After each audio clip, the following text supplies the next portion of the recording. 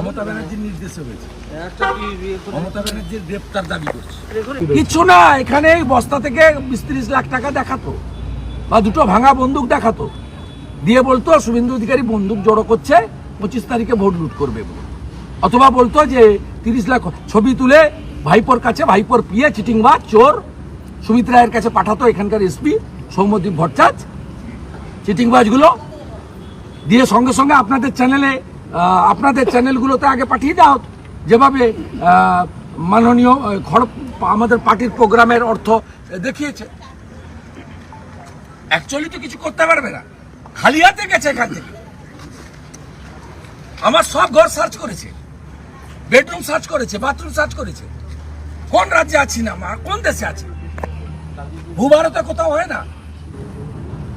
I am law abiding people. Search warrant থাকলে welcome, videography থাকবে। আর এখন তো ইসিআই রিপ্রেজেন্টেটিভ রাখতে হবে তল্লাশিতে। ইফ নেসেসারি কোনো টাকা পাওয়া গেলে আইটিকে ডাকতে হবে।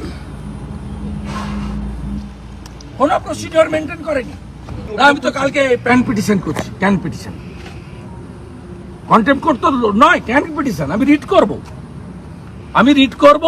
রাজ্যের মুখ্য সচিব, স্বরাষ্ট্র সচিবকে যেতে হবে, ডিজিপি কে যেতে হবে।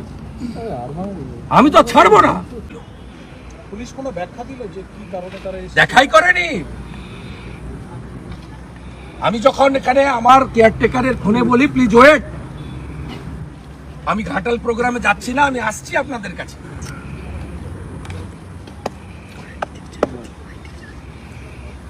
কোনো ব্যাখ্যা দেয়নি। আপনাদের উচিত ওদেরকে গিয়ে জিজ্ঞেস করা। ভিডিওগ্রাফি নেই, সার্চ ওয়ারেন্ট নেই, ইলেকশন কমিশনের প্রতিনিধি নেই।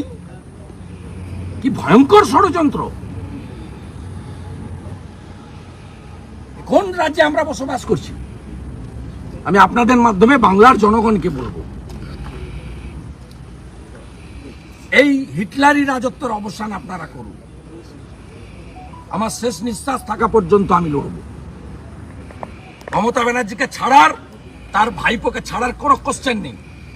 আর এসব ভয় দেখে, বিপিন অধিকারীর রক্ত আছে, 8 বছর ব্রিটিশের জেলে ছিল। আমার গায়ের বাড়ি মাধব সাংকি বাড়, এগরা থানা, 3 বার ব্রিটিশ পুড়িয়েছে। ভয় দেখাবেন না অধিকারীদের, ভয় পাওয়ার লোক নেই। শুধুমাত্র কি ভোটের জন্যই এই যে নির্বাচনের প্রক্রিয়া চলছে, সেই জন্যই কি? আবার কি এখান থেকে আমার অনুপস্থিতিতে বস্তা নিয়ে এসেছিল, 9 বন্দুক 9 টাকা দেখাতো, আর আপনারা সেটা দেখাতেন। বিরোধী দলনেতার রেন্টাল রেস্ট হাউস থেকে 25 লক্ষ টাকা উদ্ধার হলো।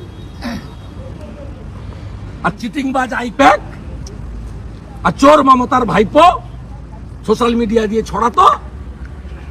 আর কিছু 5-8টা চ্যানেল আছে, আর কিছু মমতার লিফলেট, হ্যান্ডবিলের মতো কাগজ আছে বর্তমান সহ, তারা ফ্রন্ট পেজে লিখতো, ভোটারদেরকে বিভ্রান্ত করত।